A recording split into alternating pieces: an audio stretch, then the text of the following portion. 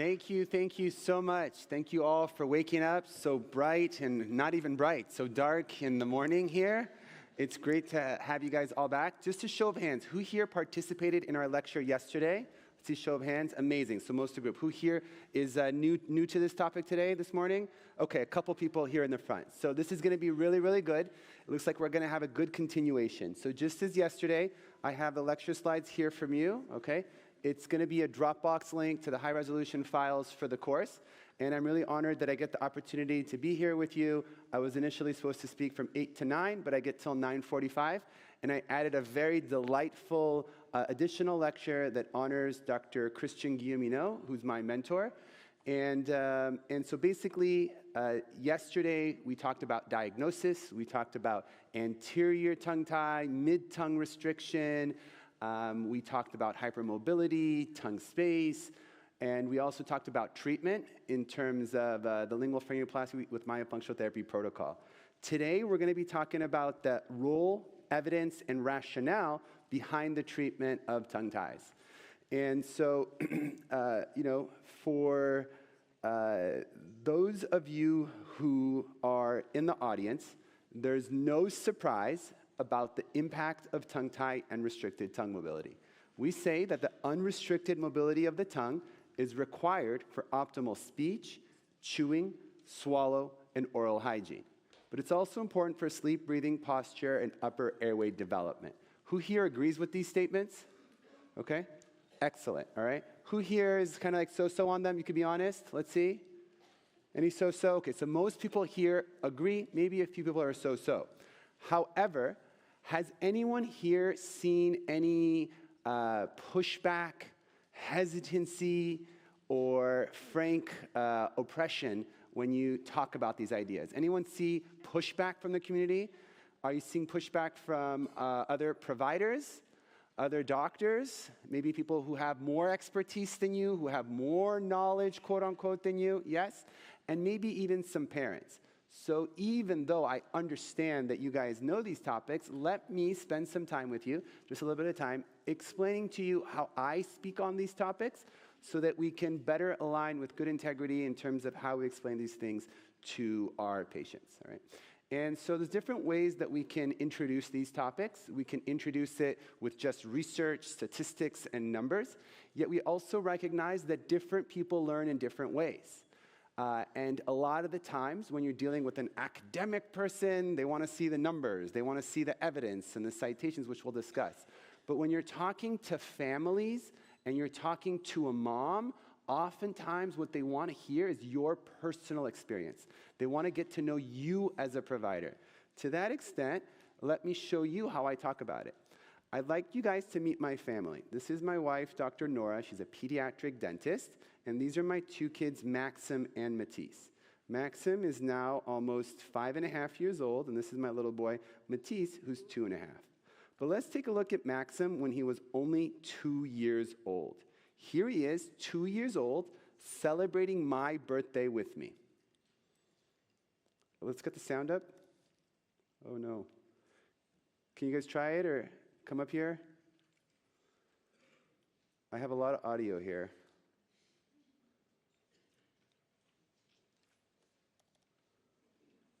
I'm going to wait a minute for this gentleman to join us.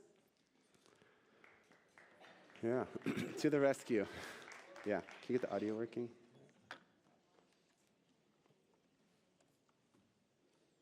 I need to stop it. Yeah, stop it, it's fine.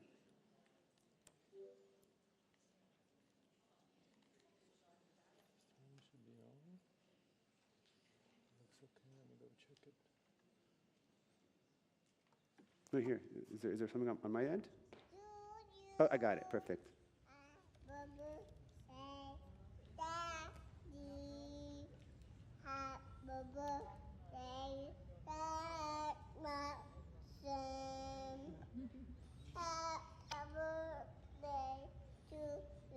Yeah.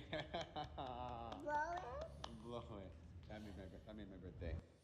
Amazing, amazing. Who here has kids of their own? Maybe nieces, nephews? Who here likes kids? Kids are adorable, right? But really, if you think about it, if it's your own child, if it's a niece, nephew, if it's a child of a friend, if it's a child of one of your clients, what more could you ask for? What more could you ask for than to see them breathing, to see them enjoying ice cream, to see them being able to sing happy birthday to you on your birthday? Well, it turns out that when Maxim was born, he was doing well from a medical perspective. His APGAR scores were 9 and 10 at 1 and 5 minutes. From a medical perspective, Maxim was healthy. He was fine. Everything was good. But it's not just enough to be good. The question is how do we keep healthy kids healthy? And this is a topic that I was discussing with my colleague, Dr. Eric Galindo here, who's an amazing pediatrician. And really, I think the approach is not only about being okay, but really being the healthiest version of you that you can be. So with me as a tongue tie specialist, before I could count the number of fingers that he had, before I could see the color of his eyes, what do you think I looked for? I got on a pair of gloves of my own kid, all right? And I went under his tongue, and sure enough, tongue tie. He had a tongue tie. So within 10 seconds of birth, I knew what we had to do. And it's all I could think about until we got him out of the hospital, okay? The next day, usually they keep you 3 days in the hospital. The next day, I was anxious to go, get out. My wife, let's go to the clinic where we had him released by my colleague. All right. And so Maxim was born with a physical restriction that tethered his tongue to the floor of the mouth. So we did a procedure, and in the course of about 12 seconds, where your heart stops, we released Maxim's tongue tie, and it was perhaps one of the most joyful experiences of my life. Joyful because I understand the implications of untreated tongue tie. Here's Maxim right at birth, and you can see he has a physical restriction tethering to the tongue to the floor of the mouth. Here he is at post-op day 2 with the tongue up in the palate. Note that he has a small wound. I personally did the sleeping tongue posture hold and the light, gentle stretches to get him to heal, and here he is at 8 days of healing. So the first question that we talk about is, what is a tongue tie? And we understand that tongue tie, or ankyloglossia, is a condition of altered tongue mobility due to the presence of restrictive tissue between the undersurface of the tongue and the floor of the mouth. Now, having a clear definition of tongue tie is very, very important, and this is a definition that we developed and published 3 times in our articles on how to assess tongue tie, on the initial protocol, and on our recent protocol. And it's really important to be clear with what a tongue tie is. So a tongue tie is a condition of altered tongue mobility. That means the tongue has to not be moving correctly. And it has to be due to the presence of restrictive tissue between the undersurface of the tongue and the floor of the mouth. Now, when you have a restricted lingual frenulum, it can impact the tongue's mobility. And we understand that you need to have good tongue mobility for optimal speech. You need to move the tongue to produce speech. You need to move the tongue to chew your food from side to side, to swallow, to clean the food off of your back teeth, but also for breathing functions and development of the upper airway. These concepts with tongue tie are far from new. Here's a woodblock of a physician performing a frenectomy dating 1679. And a lot of the instruments that were used 400 years ago are very similar to the ones that we have today.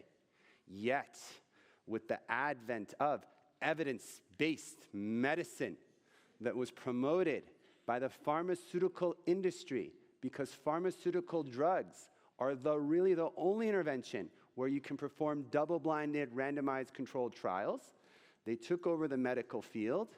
And now what we see is an outcry in the dramatic rise in tongue and lip tie treatment. How could you release these babies without evidence? So what I see as we look at the incidence in treatment is that there's a steady rise in the assessment, diagnosis, and desire to treat these cases. Yet in the news, we see a backlash. We see a high resistance to this intervention. And the late adopters demand proof. Where's your evidence? Who here has heard about this? We heard it a little bit yesterday, but who's here's heard this? Who here agrees that perhaps this is one of the biggest obstacles to full implementation of the protocols? Okay?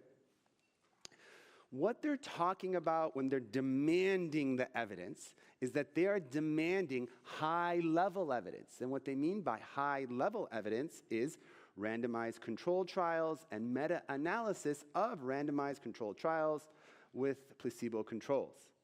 Yet, we understand that in medicine, a lot of new ideas don't come from the top, but rather from the bottom of the evidence chain. And so we see blog posts like this from a doctor of speech therapy, okay, who takes to the internet to say that there's no evidence that supports tongue tie as a cause of speech and feeding difficulties. Can you imagine that?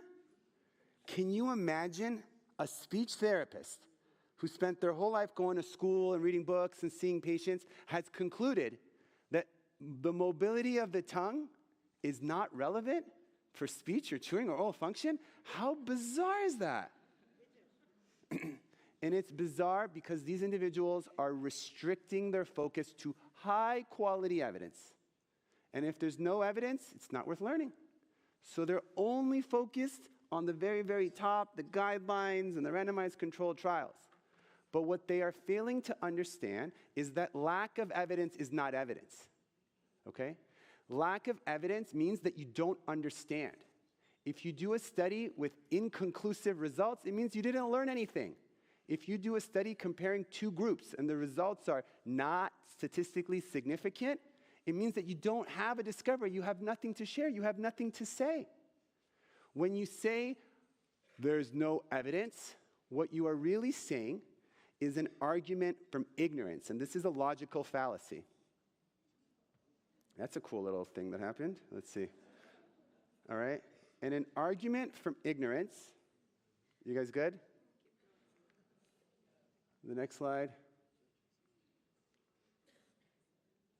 All right, this one's going to pass. The argument from ignorance is an argument that is when you don't understand the topic, so you demand proof. Yet, we understand that people often reject what they don't understand. In 2020, the ENT Society of the American Academy of Otolaryngology put out this clinical consensus statement. They're upset that so much tongue tie is being performed where they are the ENTs. So they developed a cohort of 12 pediatric otolaryngologists, and they did a survey. And among this survey, they asked, do you think, based on your review of the literature, does tongue tie affect speech? Does tongue tie affect sleep apnea? Is it worthwhile to treat these things? And these pediatric ENTs were chosen to make sure that they didn't have any bias. So they chose 12 pediatric dentists who do not perform tongue tie releases in their clinic, who do not have experience hands-on clinically, whose experience is as limited to the literature. Dr. Gahiri volunteered to be in this, and he was rejected because he's too controversial in his perspective. I volunteered, and I wasn't accepted either. They picked 12 people with limited experience and put out a consensus statement saying that no, based on the literature, tongue tie does not affect speech. And so what we conclude from this research is that why do anything? There's no point. There's no research. And so now what we see is an epidemic of children who go to the pediatrician year after year, who go to the dentist year after year, until they're in their teenage years with these tongue ties, who are fine. Let's take a look. Welcome. Thanks so much for coming to see us. You're here to see us for a tongue tie. Is that right? Yeah. Okay. Go ahead and just open your mouth for me. Good. And try to lift up your tongue the best that you can. Okay. All right, no worries at all. So we talked about the fact that your tongue tie is contributing to your speech. Is that right? Yeah. Tell me about it. Like, I feel that when I speak, I can't alliterate as clearly as I want to, and also when I'm trying to talk quickly, I can't really speak as quick or else I get tripped up. Gotcha. And then we also talked about swallowing. Sometimes when you have a banana, you tell me about that. It's like when you eat like a certain type of food, you just start to gag sometimes, and it's like an awkward feeling, I guess. Totally, totally. We talked about your posture. Is that right? Yeah. And then tell me when you're sleeping, what happens with your mouth? When I'm sleeping, my mouth like unintentionally opens up when I'm sleeping, and it just happens, I guess. I don't know. Gotcha. Yeah. Totally, totally. And so we were talking earlier that this was identified earlier, but what did they tell you? As long as it's not affecting his eating habits and he's able to speak and able to function, that doesn't have to be taken care of. Gotcha, gotcha. Well, thanks for coming here and allowing us to help take. How bizarre is that? Doesn't have to be taken As care of. long as Gotcha. he's growing on the growth curve, everything's okay. Don't mind you that he's saying that it's hard to speak, he gags, his shoulders are forward, his head is forward. You can see how his speech is affected. Rather than go what's by the guidelines in the books, the most important thing is to remember to always listen to your patients. And this is one of the most important lessons I learned from Harvard Medical School. They said two things. No matter what is in your textbook, number one, listen to the nurses. And number two, listen to your patients.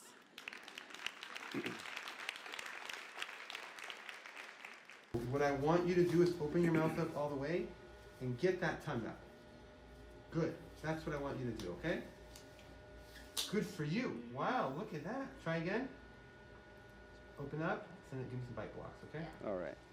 So So here he is immediately after the procedure, and then I'm instructing him on the post-operative stretches that we can do, and the fact that he should be lifting his tongue without elevating the floor of mouth, and how you can use a bite block to do that, and the goal of the movements to rehabilitate the strength, and he'll work with a myofunctional therapist. Here he is, and let's just see him immediately after the procedure. Just had you released. Tell me, what was the experience like for you? It was pretty comfortable, actually. Like, the medicine and everything, it was just all clean and all came. Note that he's numb, right? He just had the procedure, but you're already noticing a clarity in his voice. You're already seeing an ease in his neck and shoulders and his posture. And then as we follow him, we learn that his mouth stays closed now when he sleeps, his posture's better, his breathing is better, and his feeding and gagging self-resolve as well. Of course, he's doing myofunctional therapy, and now for these patients, we also incorporate body work.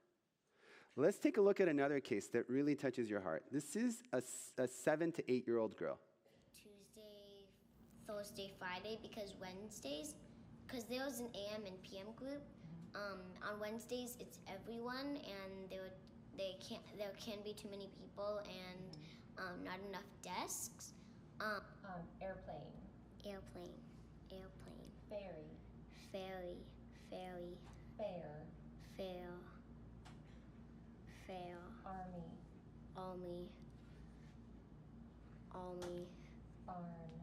Barn. Star. Earphones. Cereal. Deer.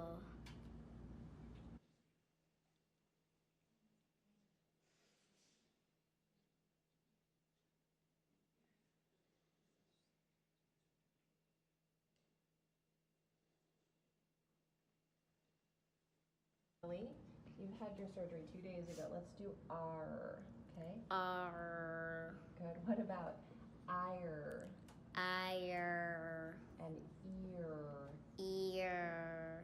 Wow, pretty good. Ready, go ahead. The gray circle is in the top row left. The brown circle is in the middle row left. The red circle is in the bottom row left. The orange circle is in the top row center. The green circle is in the middle row center. The pink circle is in the bottom row center. The yellow circle is in the top row right. Amazing, amazing. What have we done for this girl? Not only in terms of her R sounds, but her posture, her breathing, her confidence, her ability to project herself through the world. Because we recognize that this is not just release the tongue tie speech outcomes. It's not one-to-one. It's multifactorial. She has to be able to breathe well through her nose. She has to have the right posture. She has to have the appropriate myofunctional training that helps her strengthen the middle body of the tongue.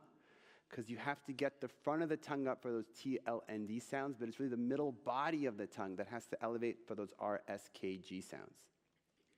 And it's not enough to just do the release. You also have to rehabilitate, to retrain the tongue in terms of how to perform these movements. So this helps for speech across different elements, but cases of stuttering are also really heartfelt. Did you know that tongue ties can lead to problems with speech and even stuttering? I recently treated this young patient who struggled with stuttering. It's chocolate. I'm biting. Especially during fast conversations or when he's trying to express himself under pressure.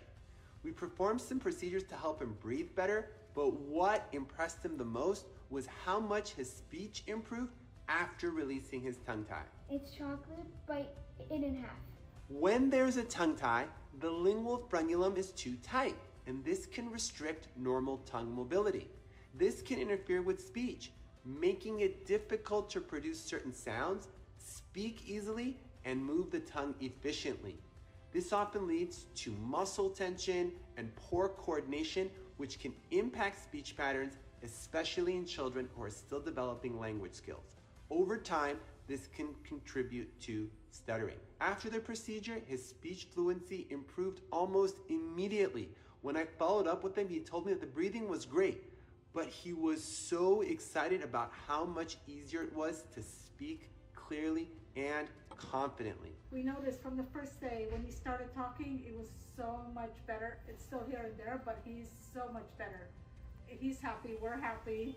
As you can see in the parent testimonial, we originally came in to help him breathe better, but the biggest change they noticed was his speech. Words just flow now, he's more confident, no longer struggles to get his thoughts out. If your child struggles with stuttering, it might be worth considering whether a tongue tie is part of the problem.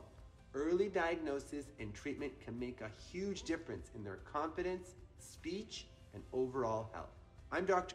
Very, very good. All right. So, I showed you a few case reports and case series, and I encourage you guys to document your own cases, take videos, befores and afters, and share these with your clients because these can be very emotional and moving for the families.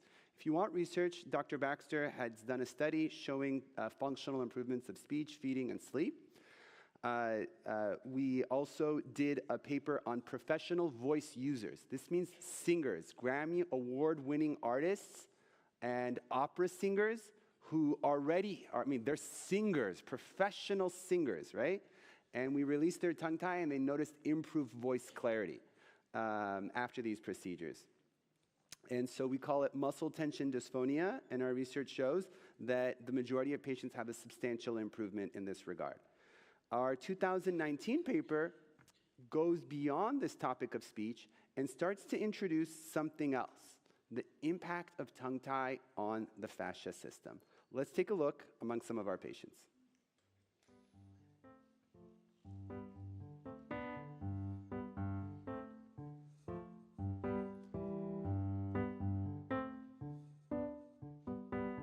But the third layer, when he clipped them, it was like everything in my head and back opened up. And so now you can see that the way that I hold myself is completely different. This would have been impossible before the surgery.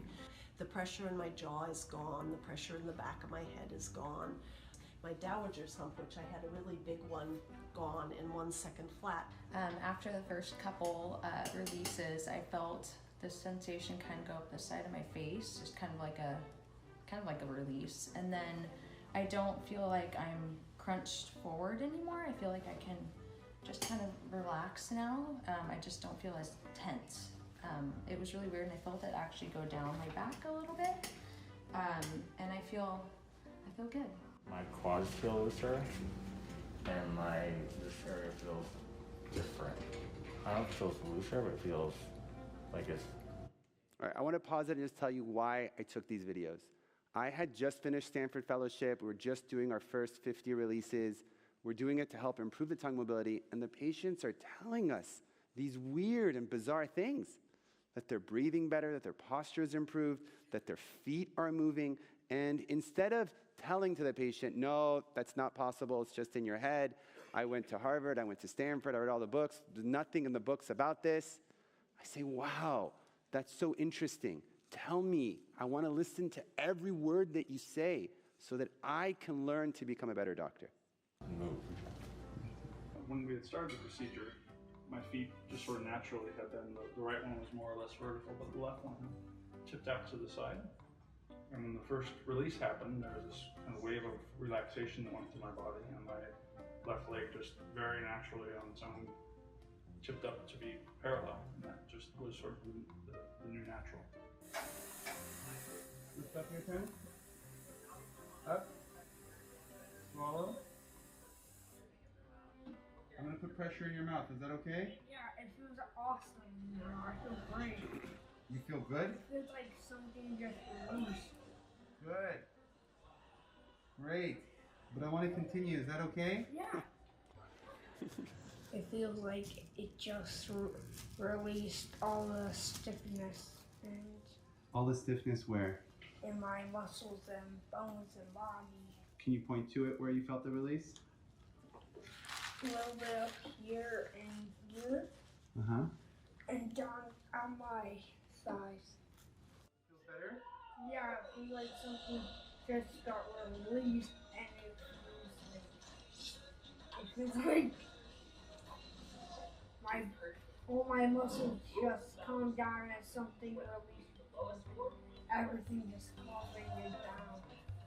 That's a good feeling. Wow, it's amazing. Wow, really amazing, right? Really amazing. But what I want you guys to see is my surprise, because this has never been reported. No one's ever even mentioned this, and I don't even understand how this can work. So I started presenting these cases to seminars like this 8 years ago, and I said, I'm seeing this. And I would tell the patients, I believe you, I don't understand it. And I would tell people, and I want you to know there's nothing wrong with not understanding. Because when you ask the questions and you admit that you don't know, that's when you can start to learn more. And even though you're a doctor, you have every certificate, okay? What makes you a good doctor is that you're willing and eager to continue learning. Otherwise, you're going to be restricted to the type of medicine we were performing in the 2000s, the 1980s, and the 1960s, okay?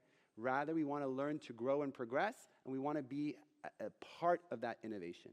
So I asked people, and there's a physical therapist there by the name of Valerie Sinkus, who's like, it's obvious, it's the fascia system. And if I asked any of the osteopaths here, they would tell me that they've known for 50, 100 years that this was true. And how could I not know such a thing? Am I right? It's so obvious, okay?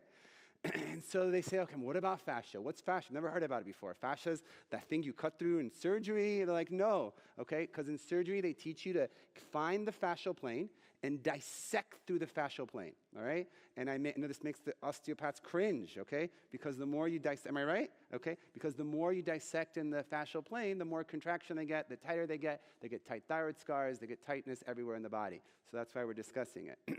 And Valerie Sinkus taught me about something called the deep front line. And she showed me this figure from Tom Myers, who we met yesterday. Is Tom in the room here? Yes. Okay, amazing. Thank you so much for being here. And I was floored when I saw this. And I'm going to play the video if that's okay with you. Oops. I hope it works.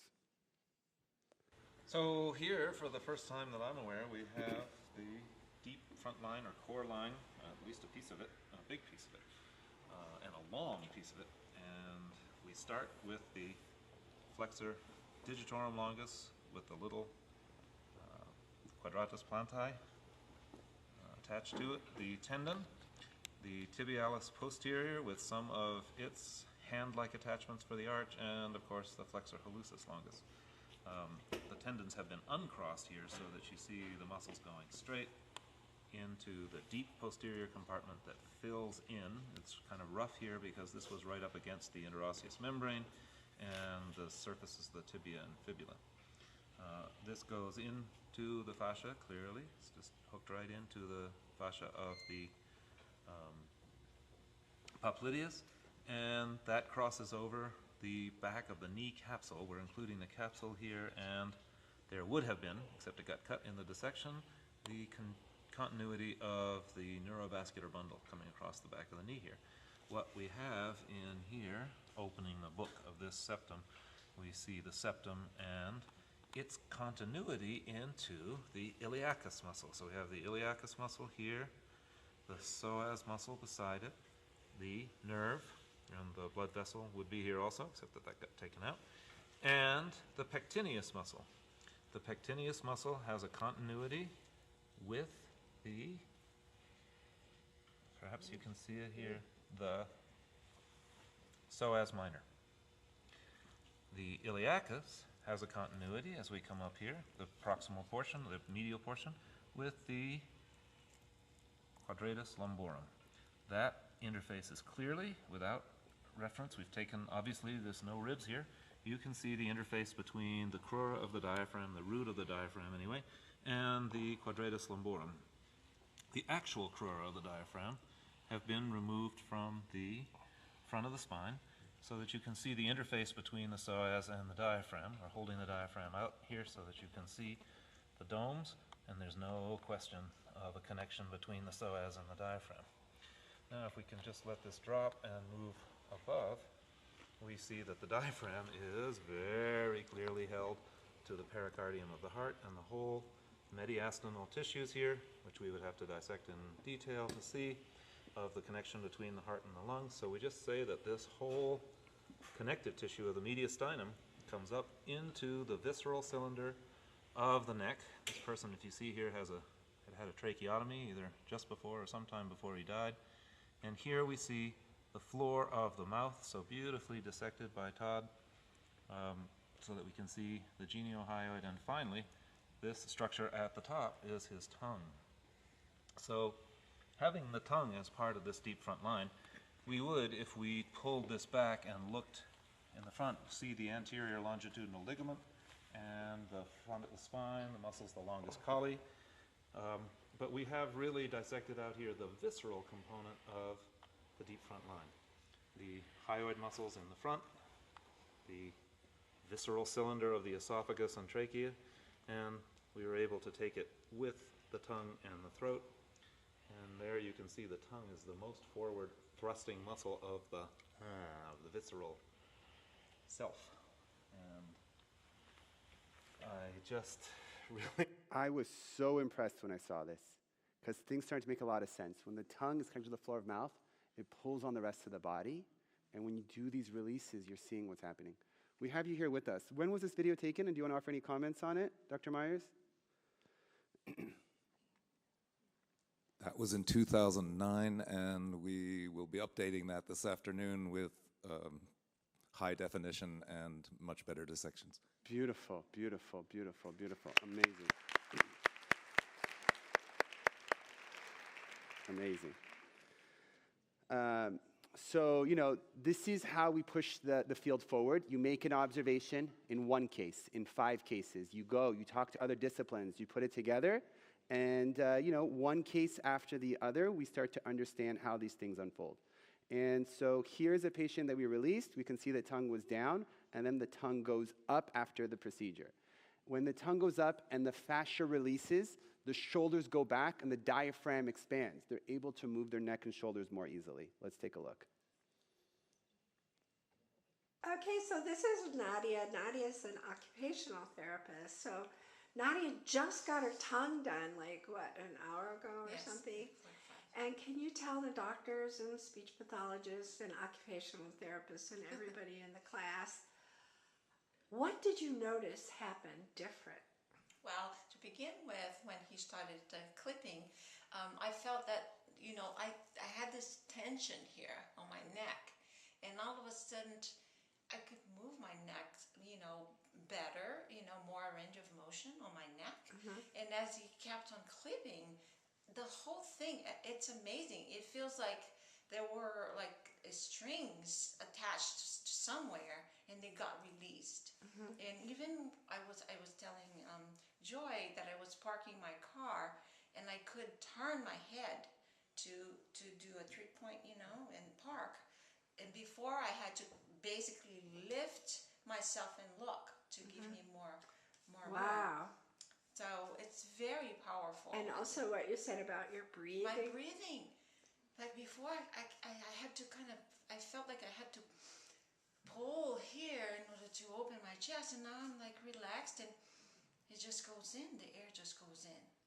It's amazing. And I just had it done. Amazing, amazing.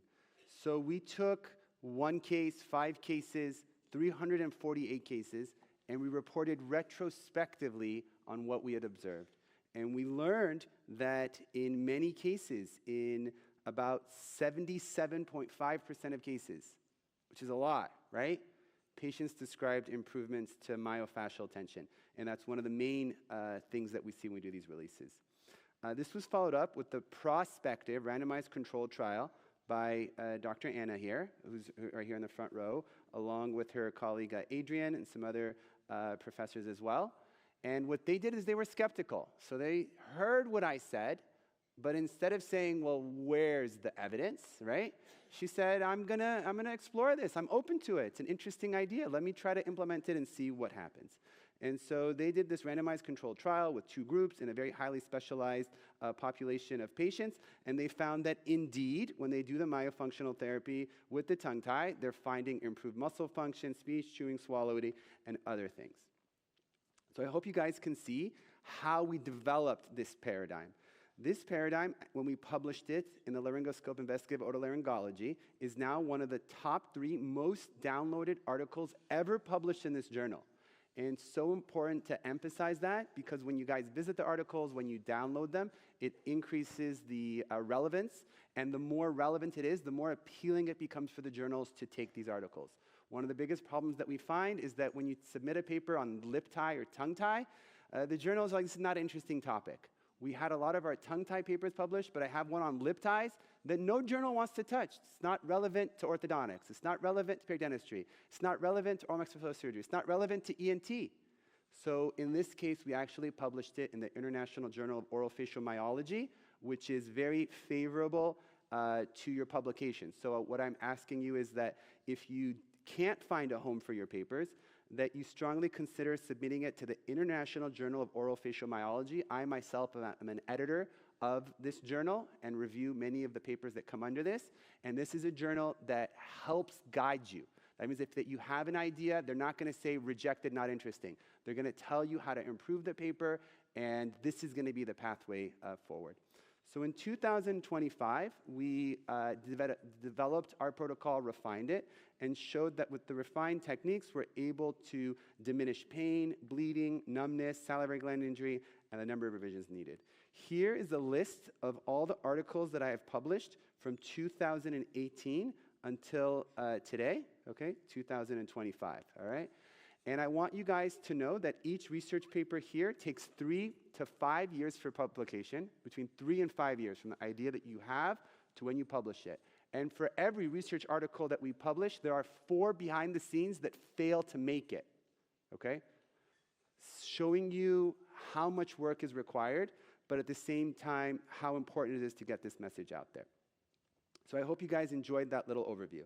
Yesterday, we talked about how to identify tongue tie, and now I want to talk to you guys about how this affects breathing, all right? For me personally, this concept that the tongue can affect breathing is rather strange, right? Who here thinks it's a little bit strange to talk about the tongue and breathing, tongue posture and breathing? Nobody. You guys are the best, okay? But for me, it was a little bit strange. What does the tongue have to do with breathing? Yet we learned that in order to breathe through the nose, 2 things must be true. Number 1, you must have a patent nasal passage. But number 2, you must get up the mid-body of the tongue up to the palate to divert the airflow in and out of your nose. If you put your tongue up to the palate, just like we're doing here in LPS, and try to breathe, you will see that the only way you can breathe is through the nose. Now, if I have you mouth breathe, in 100% of humans everywhere in the world, you will require you to drop your tongue to break that seal in order to breathe through your mouth. What we're saying is that high tongue position facilitates nasal breathing and low tongue position facilitates mouth breathing. Yes, when your tongue is low, you can also have mixed nose and mouth breathing, but in these circumstances, almost always the body of the tongue, the back of the tongue here, is pushing up against the palate. So if we have an individual with a tongue tie and the tongue is being held down, this is going to facilitate mouth breathing or nasal breathing. Mouth breathing. Are you guys with me? Let's hear it. Mouth breathing. Louder. Mouth breathing. There you go. All right, excellent. So yes, they can breathe through their nose, as he's doing here. I say, hey, breathe through your mouth. This is how it is. Breathe through your nose. The back of the tongue goes up. Yes, he can, but he has to fight that restriction and bend over. Therefore, when he goes on a rung, when he exerts himself, he's going to fall out of breath. Let's take a look at this infant with naturally optimal tongue position. My question to you is that at the time of this photo, is this child mouth breathing or nose breathing? Say it loud. There you go. How about this child with a tongue tie? Is this child mouth breathing or nose breathing? Mouth breathing. So we learned the tongue is an on-off switch for nasal breathing. Let's get a little more advanced. Are you with me? All right. So we need closed mouth posture in order to get good nasal breathing and good sleep quality. There's a paper, it's not new, it's published in 2011, all right, that offers 3 different scenarios. There's one scenario in which the lips are closed and the tongue is up. In this circumstance, you get negative intraoral compartment pressure and the tongue stays up throughout the night. However, there are 2 other conditions here. In this condition, you can see the lips are closed but the tongue is down.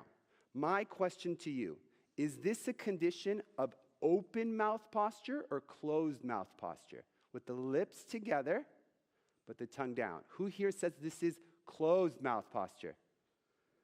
Who here says it's open mouth posture? This is called semi-open mouth condition. And based on the compartmental biomarker, biofunctional studies that they do, they show that this is not a stable condition and it's considered to be semi-open. And of course, this is semi-open. And so what we need is for the lips to be closed and the tongue to be up on the palate to maintain high tongue pressure throughout the night. Simply getting the lips together is not enough. Here is how we are assessing and rating the tongue ties: is normal mobility, compensated, or restricted. My son Maxim had restricted, and thankfully now he is in an optimal tongue position. You need to have good optimal tongue position to help develop the upper jaw. When the tongue is up on the roof of the palate, it serves as a natural palate expander. Yet it's not only the tongue function. Another very important ingredient is good chewing. Chewing symmetrically on both sides, chewing on the back teeth, chewing hard consistencies is very important for developing the jaws. If you have low tongue posture, if you're eating soft foods, mashed foods, juices, purees, you can get problems with dental crowding, high arch, narrow palate. Yet when the palate is narrow, it's important to recognize that the roof of the mouth is the floor of the nose. If you have a narrow palate, you also will have a narrow nasal cavity. The 2 go hand in hand together. So here's a patient with a low tongue position, high arch palate, and narrow nasal cavity. The narrow high arch palate can also contribute to problems with the deviated septum. The research also shows that these patients with narrow palates and transverse maxillary deficiency also have nasal valve collapse. And when you treat this problem with palate expansion, we see that not only are you growing bone at the palate, but you're also widening the nasal cavity and especially the nasal valve area. Therefore, this is not just about tongue tie. Yes, tongue tie does affect the shape of the palate, yet not all tongue ties contribute symmetrically. Grade 4 tongue ties that are tied to the tip generally have wide palates. It's the grade 3 mid-tongue posterior tongue ties that have this problem with the narrowness. So if you were to do a study of really tongue-tied people, tongue-tied to the tip, you would find that they have broad, well-developed palates. It's the ones that are more submucosal that have difficulty elevating the mid-body of the tongue, which is really what you need for the good chewing, swallowing, and palate developing function. Again, tongue tie is only one aspect of the problem. To really address this, we have to look at other issues, such as diet, nutrition, chewing, swallowing, breastfeeding, and here's an excellent review article that goes through the many different pieces of the puzzle, recognizing that tongue tie is only one piece of the puzzle. We have to look at tongue tone, body, as well as tongue space. For those of you who are interested in this, or if you have an ENT colleague that wants to learn more, please invite them to take a look at this free lecture that's on YouTube, okay? So what you could say to your colleague is, hey guys, I had such a great time at Tongue Time Conference. You guys should come. I understand they're having another seminar in 18 months, is that right? Right back here, so I hope you guys will consider coming back, maybe bringing your colleagues with you. But until that time, maybe you'll send them this lecture. And then you'll say, hey, I would love to take you out for lunch or meet with you to discuss your thoughts on this, to see how we can learn more together. You have our videos, our Instagram videos showing how to assess, and you can select these, and you can suggest a study club for your group and use the content that I have here. Yesterday, I talked about mid-tongue restriction and the anatomy of the tongue, so I won't take up your time here with this, but I'm really happy to see that you guys are all on board with this concept of mid-tongue restriction. Yes, you guys like that term? All right. We also talked about the fascia yesterday and how we have to have different approaches. Yes, surgery is an effective option that can release these myofascial fibers, yet at the same time, physical therapy, body work, myofunctional therapy, red light therapy can all help to loosen up that fascia and in some cases completely resolve the condition and in other cases facilitate the extent of dissection. That means you're not having to cut as much tissue in order to get those results. Meanwhile, it's also really important to assess patients for limited tongue space. And we talked about the fact that if they have forward head position, if they have tongue overflow, if they have tongue scalloping, this increases the rate at which they may bite on the sides of their tongue. They may get swollen tongue problems. And what we have developed is the Ferris 6+4 to take a look at these issues. So the Ferris 6 is something that we use to screen for pediatric sleep disordered breathing. We look at mouth breathing versus nasal breathing, whether they have mentalis strain, enlarged tonsils, ankyloglossia, dental wear, or a narrow palate. Yet for adult patients, we look at 4 additional factors, including tongue scalloping, tongue overflow, Friedman tongue position, and palatal flutter. We're actively working on analyzing the research for this that we've published so we can tell you how much each element contributes, and it's likely this will be modified in the next year. In any case, one of the most helpful assessments is to have them do the lingual palatal suction and determine whether or not that tongue fits inside that mouth. If there's any concern, we strongly recommend a cone beam CT scan according to this protocol. We call it the BREATHE protocol. This protocol is a little bit different because it requires natural head position, no bite registration, no chin rest, closed mouth posture with nasal breathing. The article explains clearly how to assess for it. Because if your head is too high or too low, or you don't have that horizontal visual access plane, this can affect your airway measurements. And we describe something called the Nasion-Basion C3 angle that helps to maintain reliability in between different scans. The main reason that this is important is because if you take a patient with a narrow airway, okay, and you do a palate expander, let's say we take this patient and we do a palate expander, okay, what we have found is that oftentimes the airway measurements don't change, okay? What changes is the head and neck posture.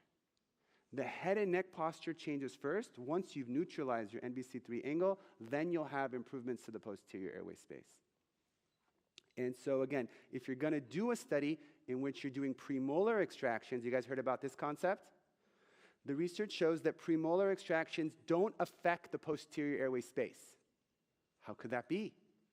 How could that be? Because when you remove the premolars, they compensate by putting their head and neck forward. So really what you should be looking at is the posture of the neck and the Nasion-Basion C3 angle among other measurements. Because even though it may or may not change this measurement of posterior airway space, certainly it affects their head and neck posture. And I hope that you guys will see the same. Have you guys seen that? Do you guys agree with that? Excellent. All right. And so, I showed you guys yesterday that we want patients to be between 34 to 36 millimeters, and I showed you my own airway journey. Here is me, okay? This is me having graduated from Harvard Medical School, from UCLA ENT residency, from Stanford Sleep Surgery Fellowship, and myself as an ENT doctor. I graduated after 5 years not knowing that I had an anterior open bite, not knowing that I had a deviated septum, not knowing that I was a mouth breather. Can you imagine that? All throughout my life, I had cavities and periodontal issues, and they told me to brush more and floss more. I was a mouth breather. I am an ENT, and I was a mouth breather. I couldn't believe it. Because you think mouth breathing, you have to mouth breathe all the time, which is not true. If you're mouth breathing more than 10% of time, you're already mild mouth breathing. If you're mouth breathing more than 35% of the time, that's considered severe mouth breathing. And so I did I did orthopedic remodeling. I had a palate expander. It was dental alveolar expansion. It wasn't skeletal expansion. I did Invisalign, and I had some benefits, but you can see I had severe periodontal effects. So at the end of this course, I went to Mariana Evans, who's one of my colleagues, and I said, I'm done with my ortho. What do you think? What do I think? What do you think I think? I don't want to hear it, but tell me. You know what you need. What would you tell yourself? I said, I need to do MARPE. She's like, yes, you need to do the MARPE. Let me do it for you, make sure to get it done. And it was her looking me in the eye with her confidence, even though I knew it. I developed dome with Stanley Liu 10 years ago. I watched him do the surgeries. I see my patients going through it. But me as a patient, it took me 5 years to agree to this. But finally, patient after patient came in with amazing results, and I decided to get the MARPE palate expander. And I decided to use myself as a case study to show that, yes, you can grow bone as a 40-year-old adult, and you can get great results. I combined it with body work. I found that body work to be extremely helpful in terms of chiropractic work, as well as red light therapy, 1064 nanometer wavelength therapy, ice therapy. I did every tool in the book. And so we recognize that there's a lot that goes into this. It's not a one-to-one. So when you try to trivialize it with research and control all the variables, it doesn't quite work out in that way. And you're very likely to miss the findings. You have to have a very wide scope at when you're looking at these problems. And if you have that wide scope, and if you're able to listen to your patients, then you can understand that a functional approach to growth and development requires that you look at breathing, feeding, sleeping, oral habits, tongue tie, tongue posture, tongue space, tonsils, adenoids, food, environment, fascia restriction, body posture, and overall tone. This is not just about tongue tie. This is about approaching things from the perspective of functional medicine and functional dentistry, understanding and remediating the root cause of dysfunction. If we're able to identify these issues early on, we can identify the smoke before the fire. And so now we understand that if you have a child with mouth breathing, academic challenges, obesity, aggression, anxiety, bedwetting, asthma, snoring, headaches, fatigue, behavior issues, depression, allergies, teeth grinding, hyperactivity, the root cause is oftentimes a compromised airway. Okay? I want to share with you a little bit more about my journey in terms of how I learned about these things. Are you guys open to that? Okay? And the way I'd like to do that is by introducing you to my mentor, Dr. Christian Guillemino. Hey everyone, I'm so excited to share with you this lecture that I just got in the mail. It's the last lecture that my mentor, Dr. Christian Guillemino, gave before he passed away. And I want to share some really important clips so that we can all learn and honor his legacy together. This is Dr. Christian Guillemino. This is me back in 2015 at the start of my Stanford Sleep Surgery Fellowship. Dr. Guillemino is the one who pushed me and motivated me to make this the central focus of my career. Dr. Christian Guillemino has a long history as the most preeminent physician and researcher in the sleep field. He is the first person to identify the concept of obstructive sleep apnea and published over 600 articles throughout his career. While I was at Stanford, I got to take this picture from his office showing the most seminal moments from his own career, including the discovery of pediatric sleep apnea in 1976. Well, when I described in 1976 obstructive sleep apnea in children, I did not realize that it would take so long for people to learn more. Even the Sleep Medicine Association is still 40 years behind. He encouraged me to focus on kids, to focus on identifying the signs of a compromised airway, because when they have a compromised airway, they experience a host of issues that affects their health and wellness. Let's listen from the man himself. The growth of your orofacial structure is maximum in between birth, 2 years and 6 years of age. By 6 years of age, you learn that 60% of the adult face is already built. A lot of things are going to be present very early in life. You can recognize them clinically just with your eyes. I was fortunate to work with him and other colleagues to develop what we have now as the Ferris 6. And the Ferris 6 was inspired by Dr. Christian Guilleminault and is now published in the Journal of Pediatric Dentistry. Here's a couple emails dating back to 2017 with me and Dr. Guilleminault, who inspired us and a host of our colleagues to work on defining what these 6 factors are, including nasal versus mouth breathing, the presence of mentalis strain, large tonsils, tongue tie, dental wear, and a narrow palate. By looking at these 6 red flags, we're going to be able to identify these issues early and make meaningful interventions to help our pediatric patients. In this way, we can fulfill the legacy of Dr. Christian Guilleminault. The power of imagination can transform medicine from treating diseases to preventing them. For breath is life, and if you breathe well, you will live long on earth. Amazing, amazing. Thank you guys so much for that. If you're interested in the video, it is on my Instagram if you want to use it to share his legacy. I want to thank you guys so much for this first hour of the seminar, okay? We're right on time, exactly at 9 o'clock.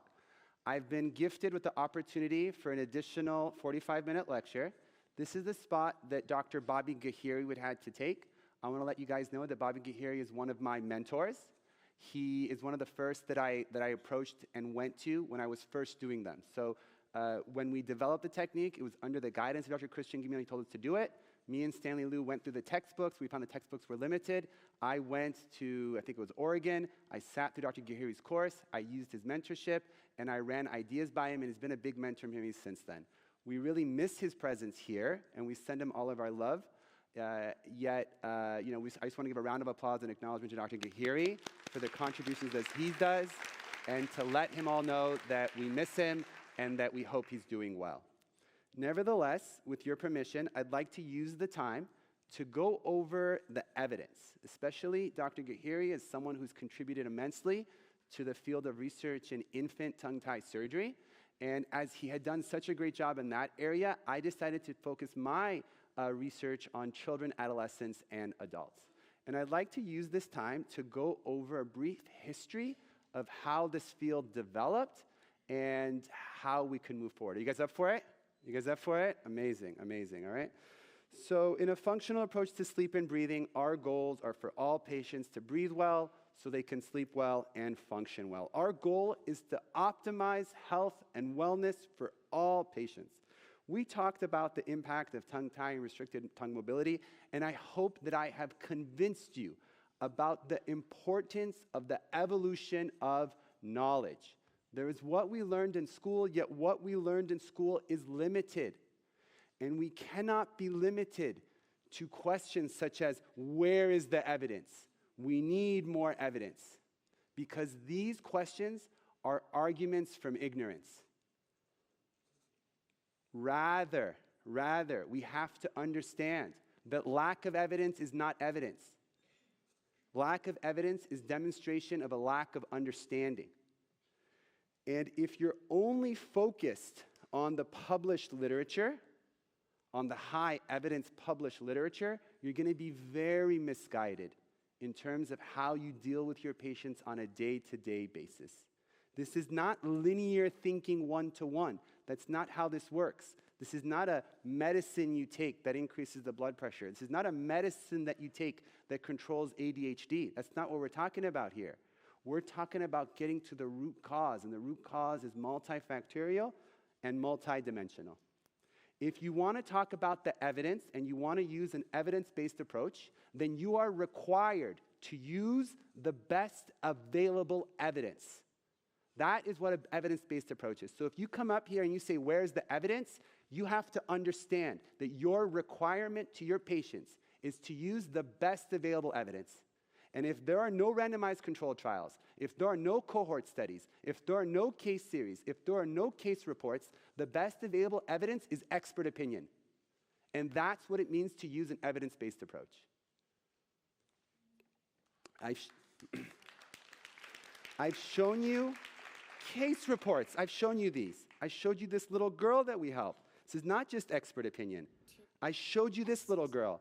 I showed you the anatomy. I showed you the dissection. Yet the fundamental issue isn't the evidence. It's the way that we're thinking about the evidence. It's the way that we're trained.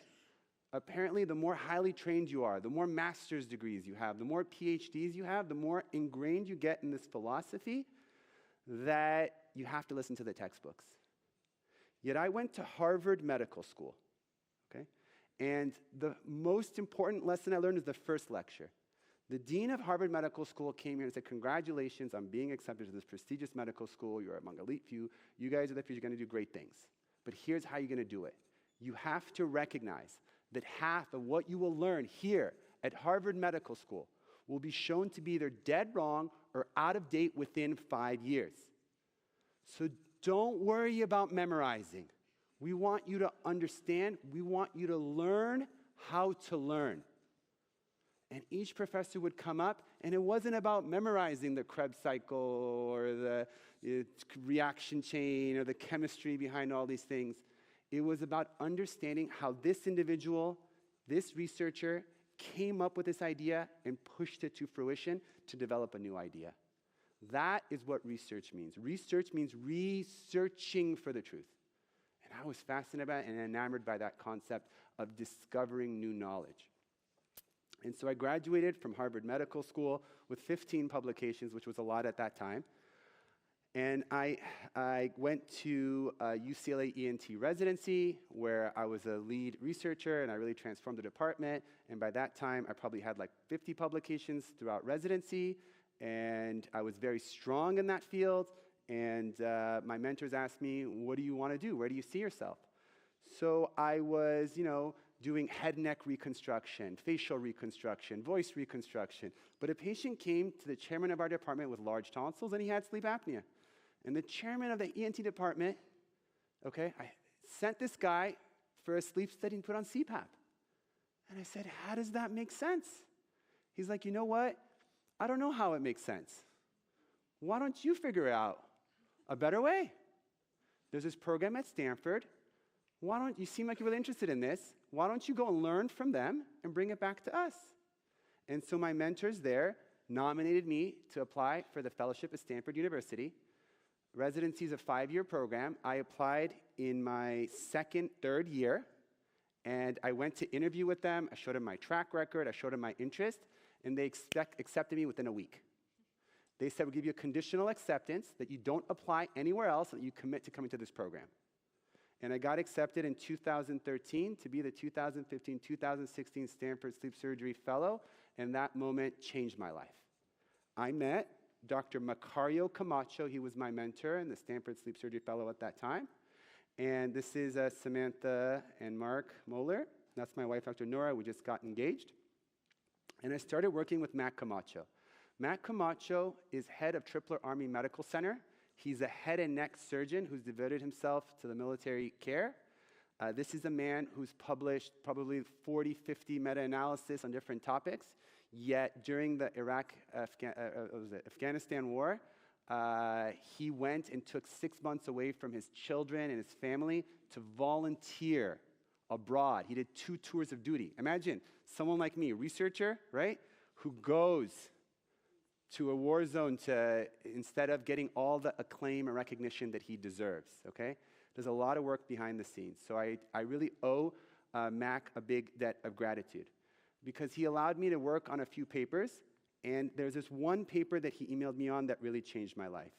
On June 2014, he says, Soroush, I would like to include you on this study on myofunctional therapy. To include you as an author, I want you to do a literature search, see if I missed anything, and then we'll add you as an author to this paper, okay?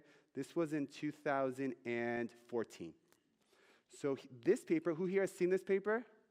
This paper transformed the field. It was the first paper that really showed that myofunctional therapy is a legitimate tool that can substantially help patients with obstructive sleep apnea. Have you guys heard of this or never heard of this paper before?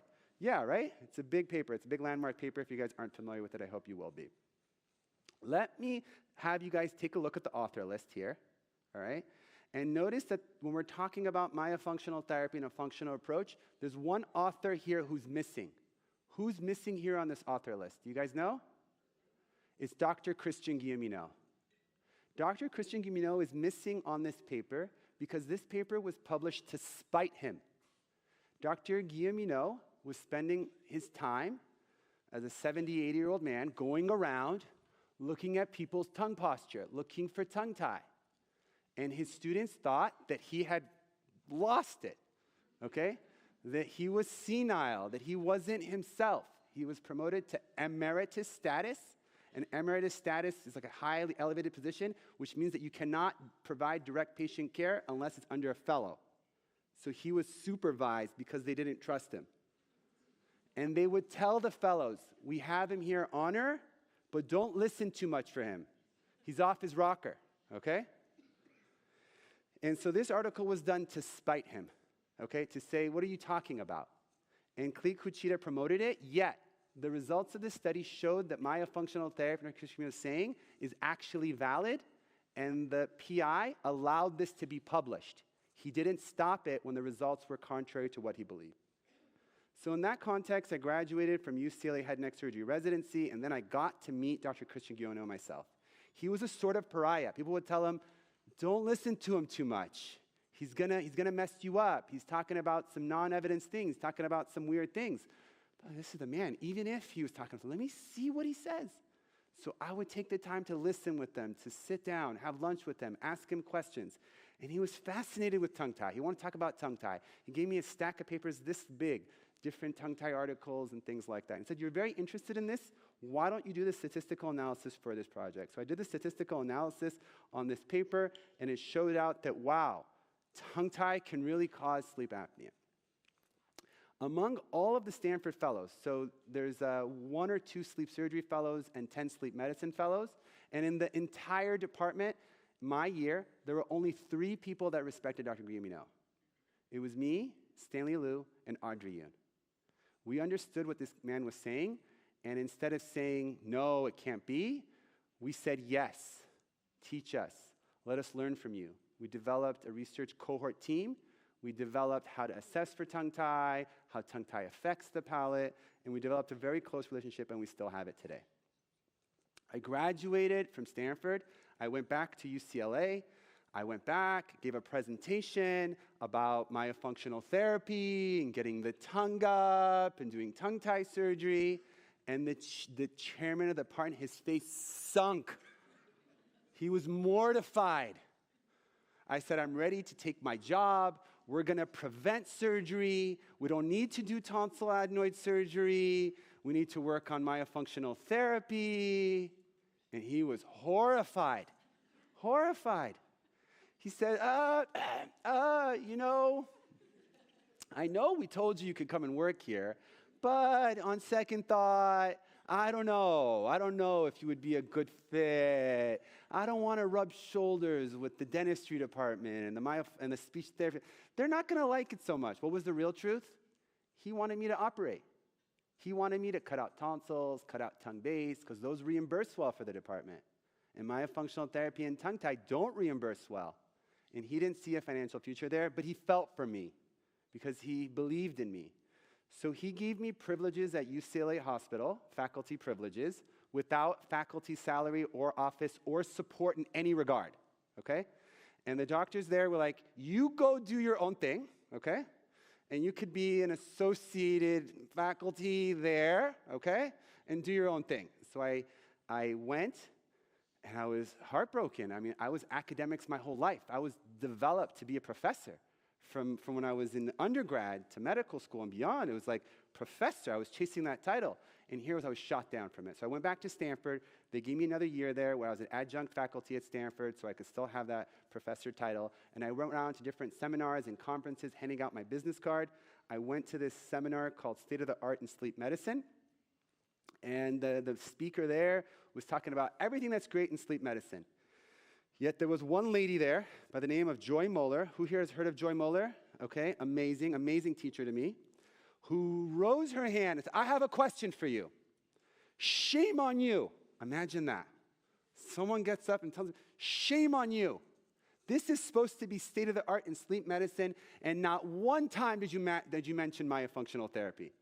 The speaker was mortified. He's like, I haven't heard, maybe I've heard of it. There's no research. There is research on it. I'm going to show you the research on it. And so she lines up in the line, and I'm like, ooh, a spicy lady. Yeah, I like it. So I line up behind her and my colleague Sanda, and there they are about to attack this person with our paper. They have it in their hand, okay? They have this paper in their hand, and they throw it in his face, all right? Here's the research. How could you not know this? This is state-of-the-art in sleep medicine. And I'm standing right behind him, and I'm like, and the guy's like, I don't have time for this. I'm like, excuse me, excuse me. I'm one of the authors on that paper. They pushed this guy aside, gave me a hug. Who are you? Where's your business card? How can we talk to you? And Samantha and Mark Moeller invited me to their congress, and I said, this is not published yet, but this is what we're working on. People were eating it up, and they gave me the platform that I never had, okay? And it was through the dental hygienist and the dentist and the speech therapist, and the questions that they asked me that helped to fuel our research. So from there, we understood that for myofunctional therapy to be effective, we have to treat tongue tie. Yet the standard of care for tongue tie is often lacking. My colleague Sanda Valco-Pinkerton, who helped me develop these protocols, explained to me her problem, that she would see a tongue tie, she would send it out to get treated, and the results would be dismal. She'd be heartbroken for these patients. And I myself at the time was doing frenuloplasty with sutures, was having thick scar tissue, and we were doing video myofunctional therapy, and I wasn't quite happy with it. So we paired up, and over the course of 2 years, we did 350 cases, and we dissected. I started with scalpel, huge scissors, bleeding. I have videos of my prior technique that many of you maybe have seen. I can't even imagine doing it that way. I can't even imagine, okay?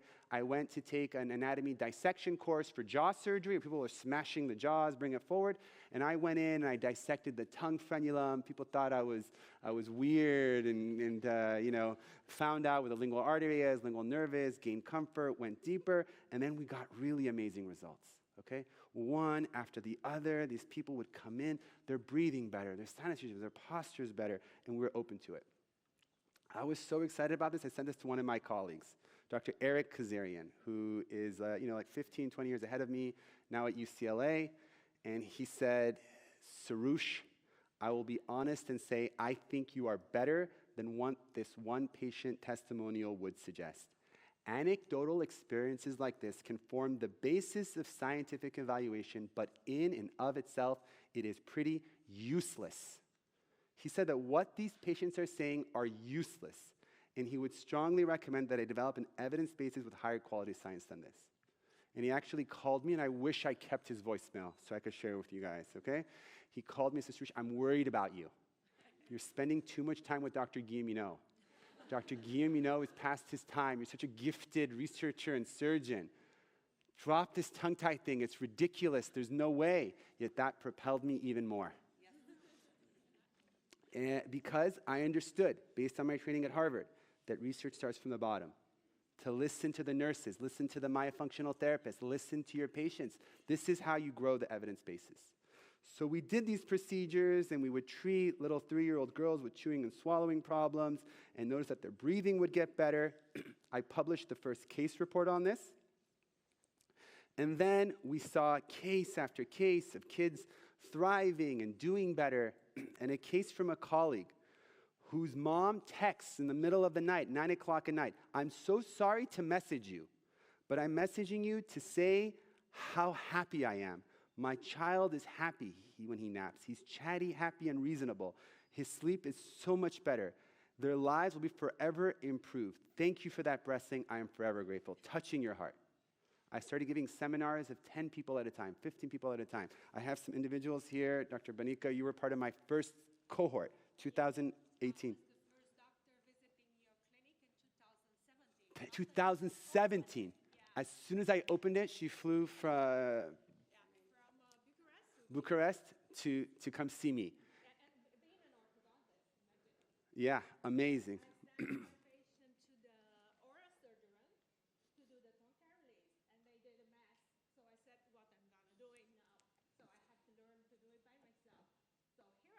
Amazing.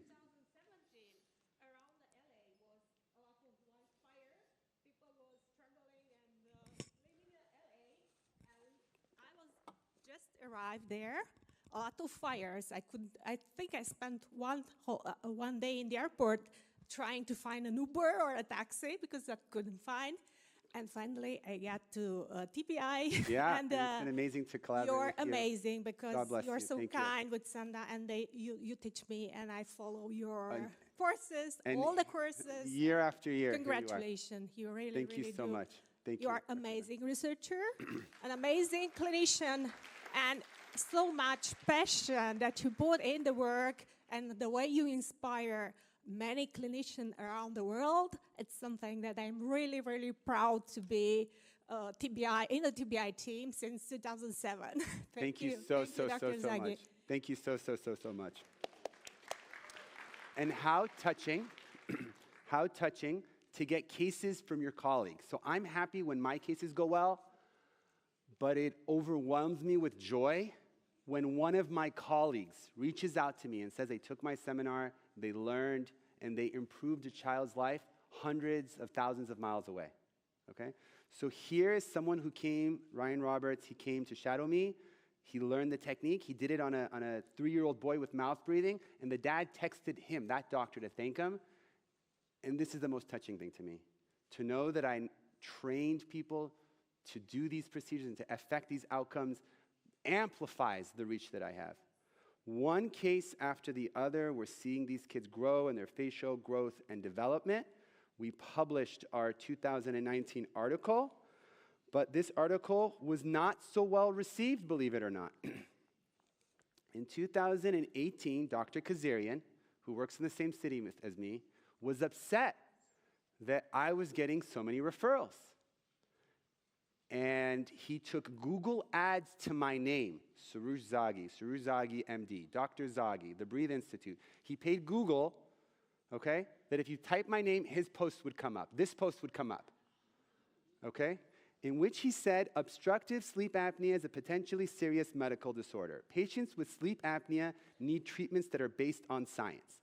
I am writing this post because over the last several months, I have seen a disturbing number of patients with sleep apnea who have tried and failed therapy or frenectomy or have seen something about a line, they're asking for my opinion.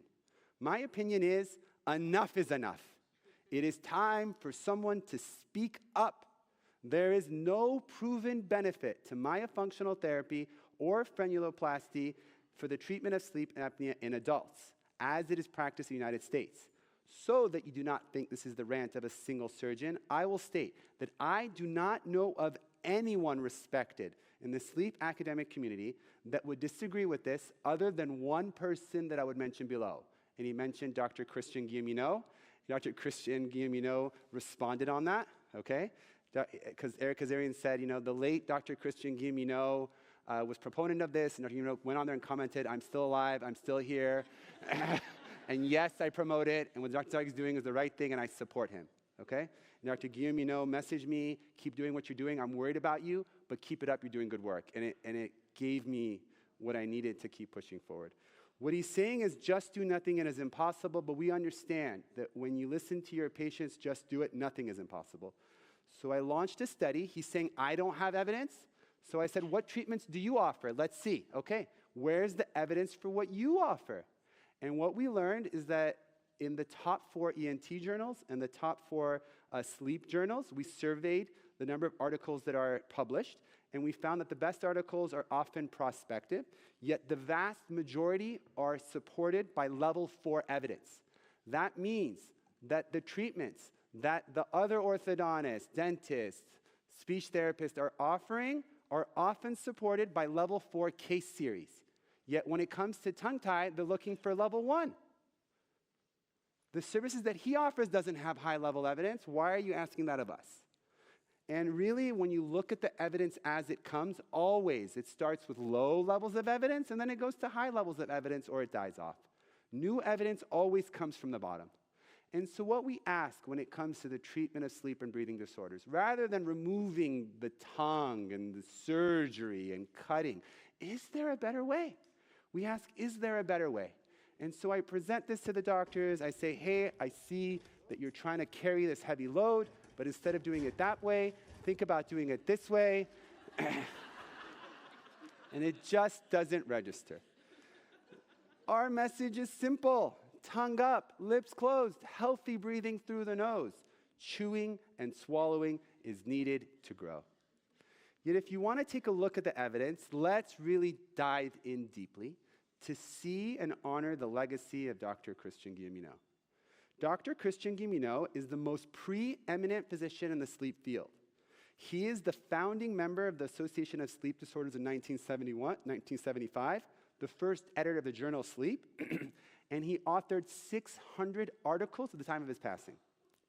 His research over the last 10 years was focused on identifying early risk factors that led to the occurrence of sleep disorder breathing and obstructive sleep apnea, and his push was for prevention through early intervention.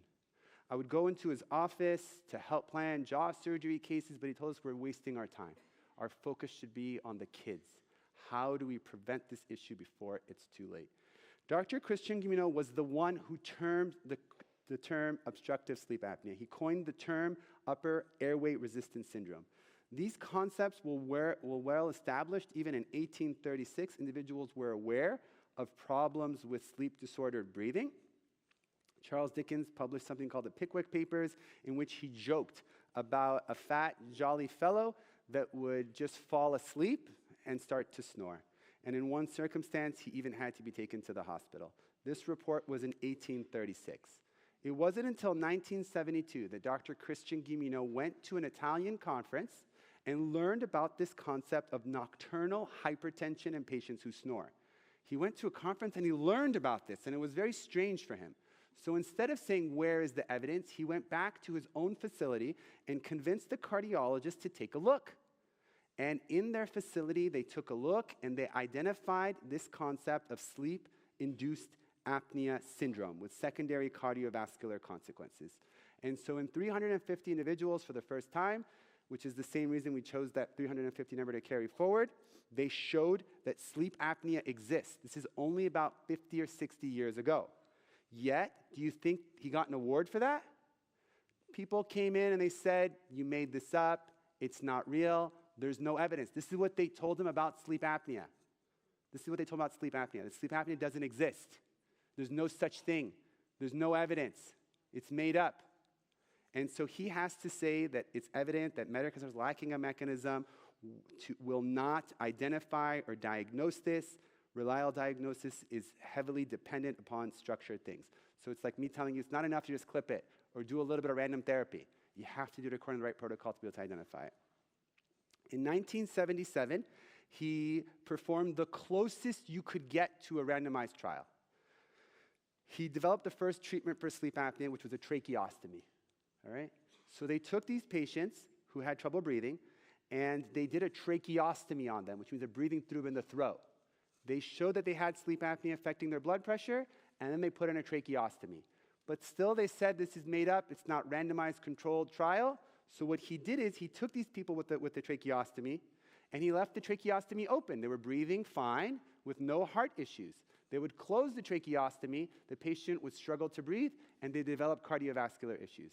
Still, this is not a randomized trial. This is merely a case series, level 4. And since that time, tracheostomy surgical intervention has only level 2 evidence because no patient ever has been randomized, blinded, or controlled to a tracheostomy for sleep apnea. And such a study is inherently unethical and unfeasible. You follow me here? So then in the 1980s, and tracheostomy is the major way of treating. Yet, we understand from animal studies that in animals, they started using, this guy, Dr. Colin Sullivan out of Australia, he started using CPAPs, reverse vacuum machines, to help animals, dogs with sleep apnea. And the results were really favorable. So at that time, here's a treatment they do for animals with sleep apnea. Can we find 5 people who want to try this in as a human? So 5 brave people said anything before a tracheostomy, and they agreed to CPAP. And so CPAP as an intervention was published with a case series of 5 people. They didn't start with the randomized controlled trial of CPAP. They started with an animal study and 5 patients. This is how you discover new knowledge, not by saying, where's the evidence? It's by using the best available evidence. And so we understand that opinions, case report, case series are essential for new discoveries. In 1976, Dr. Guillermo discovered sleep apnea. And up until that time, from 1976 until 2004, it was just about tonsils and adenoids. But in 2004, Dr. Guimino said that tonsil and adenoid surgery is not enough. He started going to dental conferences, and from the dental community, he understood that for over 100 years, dentists were doing different things, including exercises and expanders for the treatment of sleep disorder breathing. For over 100 years. That means before sleep apnea was discovered, the dental community was treating breathing issues. And they reported on these high arch narrow palates, and he went through the literature understanding that the concept of a narrow palate was around since 1860, right? Where sleep apnea was discovered in the 1960s. And that there were many orthodontists and dentists who talked about malocclusion and its effect on breathing, attention, behavior, and other issues. In 2011, he talked about tonsils and adenoids versus palate expansion, and the ultimate conclusion was that both are effective. But whether you do tonsils or adenoids or orthodontia, the cases will relapse unless you follow them through with myofunctional therapy. It wasn't until 2014 that they established that you want to have continuous nasal breathing as the ultimate goal in the treatment of sleep apnea. In 2015, we published our myofunctional therapy article with the simple goals of tongue up, lips closed, healthy breathing through the nose. Yet to achieve this, tongue tie is often an interfering factor.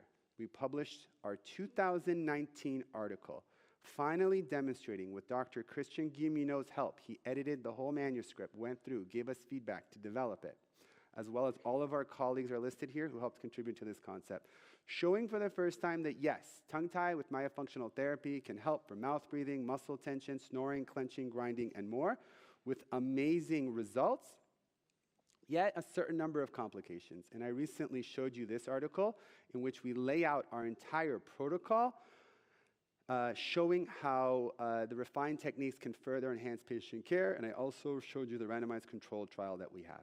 In this way, I hope that you've seen how we went from a single case report to case series to a cohort study to now a randomized controlled trial supporting this as an effective intervention. Understand that each research article takes us 3 to 5 years. They often go through 20 revisions, and it takes months and months for it to get published. Yet, thanks to you guys for spreading this information, these articles are getting a lot of attention and news and gets picked up by the ENT community and is now an award-winning article. Yet, as we reflect back, we recognize that all truth passes through 3 stages. First, it is ridiculed. I was ridiculed for even considering this. Secondly, it was violently opposed. My license was threatened. My job was threatened. I had Google ads to my name, detracting patients from me. But now, here we are now, at Tongue Time 2026 in St. Gallen, Switzerland, and these concepts are self-evident.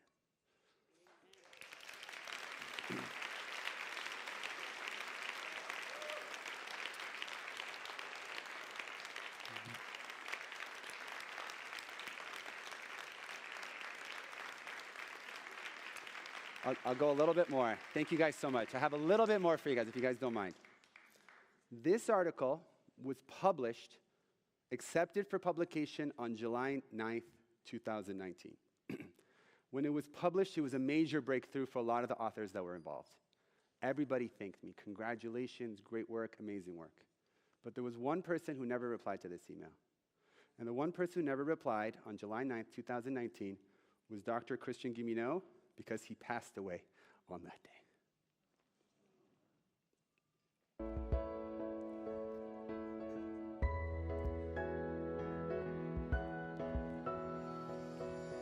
If we can recognize the problem behind the development of abnormal breathing during sleep, we may be able to treat this element and eliminate the development of adult obstructive sleep apnea. I believe that the head of the orchestra is the sleep medicine specialist, knowledgeable in sleep medicine, but he needs the help of all the other, or the orchestra, to do a good diagnostic and a good treatment.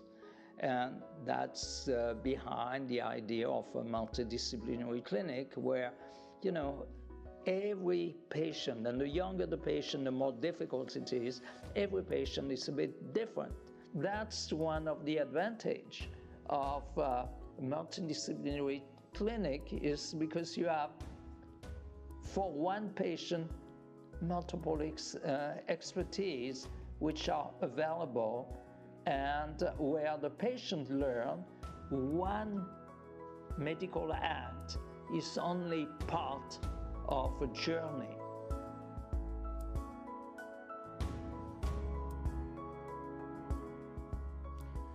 In the words of Dr. Guilleminault, the power of imagination can transform medicine from treating diseases to preventing them. Knowledge is power. And the greatest enemy of knowledge is not ignorance.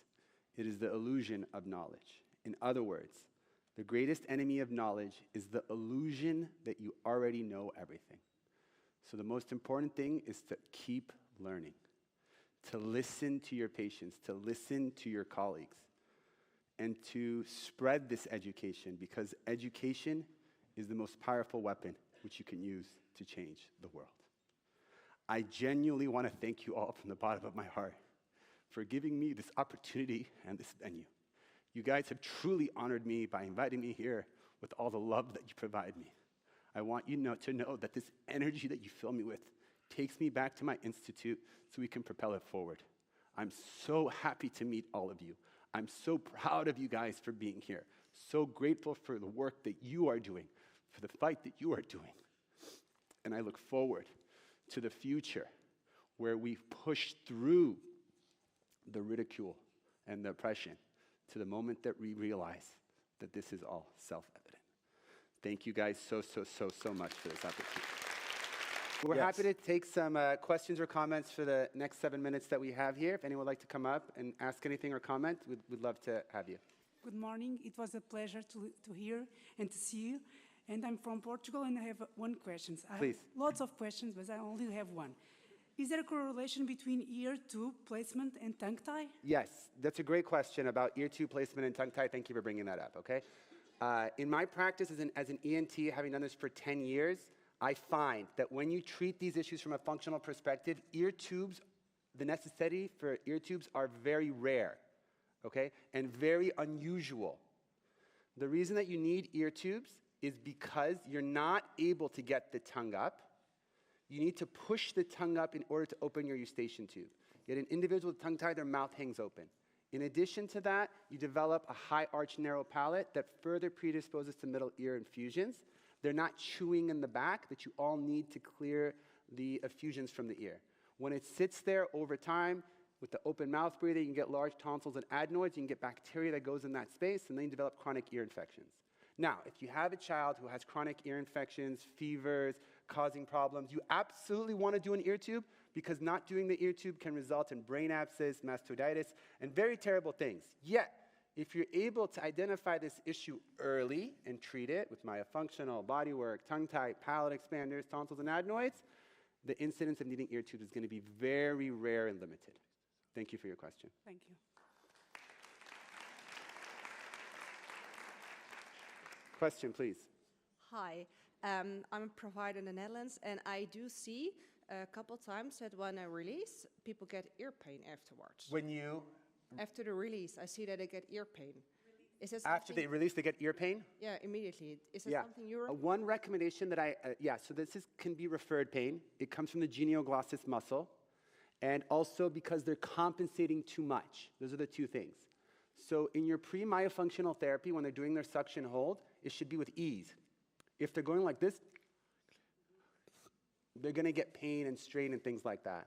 So preoperatively, the way you do your therapy, you want it to be minimal strain.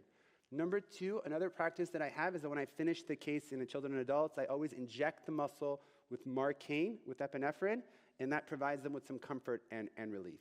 Also, the minimal or more minimal dissections results in less pain as well. I hope that provides you with some insights in terms of how you can prevent that. Thank you. Good. 5 more minutes for questions. Yep, Shireen, yeah, lovely to have you here. Shireen is another colleague of mine that I've known since 2017, big supporter of the work that Audrey and Stanley do. She's author of a book, Sleep, Breathe, Thrive, and an amazing provider in your own area in Perth. Please. Thanks, Soroush. I've been noticing that with cheek tie releases, some patients are getting profound improvement in nasal Beautiful, breathing. beautiful. Why is that? Yeah, thank you so much for that. Thank you so much for that question on buccal ties or cheek ties that she's referring to. And so basically what we see with the buccal ties is increased facial tension that kind of puts everything kind of in. Yes, when you release lip ties, you get improved nasal flaring, you get less constriction around the ala. Meanwhile, addressing the buccal ties can also help with tension. I spoke with a colleague here in the audience. Who's the audience member who's doing red light therapy for buccal ties? Where are you? Are you here? I have a provider who's doing a 1064 nanometer wavelength therapy for buccal ties, and she's finding that 3 administrations of it will melt the buccal ties without surgery. So, whereas, yes, surgical release of buccal ties can help facial pain and tenderness and improve nasal breathing, and congratulations to that, I would suggest that red light therapy, green light therapy, massages is something interesting to explore. Because if it can be less invasive, why not address things from a more functional root cause perspective? So I'd encourage you guys, that's going to be an interest focus of mine, that before doing the releases on the buccal ties, we're going to do a few sessions of the green light therapy and see if we can replicate those results. Other questions? Yeah. Thank you, Dr. Zaghi. Have you found some difference between different brands of CO2 lasers? What's that? Yeah, I hear the question. So different brands of CO2 lasers and, what's the best laser and things like that. As you know, I personally use the light scalpel laser. I'm used to it. There are also other excellent CO2 lasers. I know there's a company here that also has a CO2 laser. I encourage you guys to explore and find the right settings that work. I encourage the manufacturer of these lasers to be very attuned to the provider needs. Based on the feedback I've heard from a few providers here, the providers are not satisfied with the CO2 lasers that are available here in Europe. This is me calling out to these laser providers to listen, sit down, listen to the providers, and ask them what they want. Engage with me. We're happy to help you. I would love to improve. So whatever laser you're using, the one that I'm going to endorse is the ones who are open to feedback and change, and that's the first thing that I look for. Similarly, you might ask me, what do I use for red light therapy? I use the MLS. The reason I use the MLS is because they're open to feedback and change, and that is the single most important criteria that I have when I'm choosing a partner in practice or a company to work with. So the most challenging cases that I found in my practice are the adult cases with periodontal problem and gingival recession, gum recession, and bone loss. So I'm really concerned and am I doing a tongue tie release in these cases, and I'm really not sure what are the correct steps in these cases. Yeah, I've seen a lot of your cases, and I want to acknowledge that you're a leading provider in your area, that you have exceptional cases that are third, fourth time revision cases and orthodontic and very late stage. I don't have a very easy answer for you. I know that you're brilliant in your own regards, but I want to acknowledge you for asking that question, because even though you're an excellent provider, you're always looking to improve, and I want that to be the point of the answer that I have. Hi, thank you so much for your talk. I'm a pediatric chiropractor and lactation consultant from Belgium, and last year I was part of a national effort to have a national guideline on tongue ties for babies, which was a really good initiative. But one of the discussions that we had with the pediatricians and the neonatologists is that they don't find it an argument for breathing, because they say in babies they're born nose breathers and it's impossible for them to be mouth breathers. And I didn't have a reply ready, and I was wondering what you would say. That's just not true physiologically, because you can see the kids are mouth breathing. You take a little video of a kid and you can see them mouth breathing. What that means is that if both choana are obstructed and they're physically obstructed in their nose, then yeah, that's a failure to thrive situation, and they need to go through a procedure to open up for choanal atresia. Yes. But what we're talking about is not complete blockage. We're talking about 15% mouth breathing. We're not talking about 100% mouth breathing. And even 15% mouth breathing is a problem, and releasing these tongue ties can change the mixed nose and mouth breathing to complete and continuous nasal breathing. I also want to share that in children with open mouth posture, tongue tie is only one component. It's also about fascia, posture, and other issues. Again, I want to thank you all very much. We're right exactly on schedule. Thank you very, very much for joining me here today.